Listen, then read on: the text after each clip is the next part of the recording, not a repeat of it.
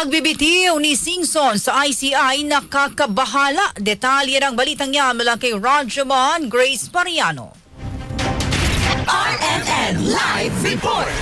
Nakakabahala nga para kay Akbayan Party List Representative Percy Sandanya ang pagbibitiw ni dating Department of Public Works and Highway Secretary Rogelio Singson bilang isa sa mga commissioners ng Independent Commission for Infrastructure o ICI. Bunsod nito ay iginit ni Sandanya ang higit na pangangailangan na maipasa ang panukalang batas para sa pagbuo ng Independent Commission Against Infrastructure Corruption Act.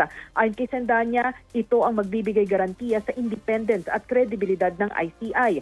Ipinunto naman ng Makabayan Bloc na paano ngayon magiging credible ang investigasyon ng ICI ukol sa maanumalyang flood control projects kung ang mga miyembro nito ay sumusuko na.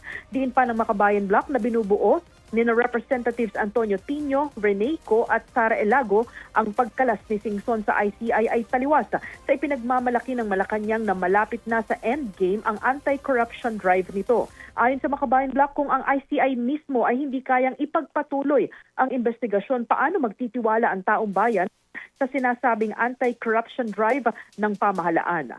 Kasama mo sa DCXL, RMN Manila, Rajaman Grace Mariano, Patak RMN.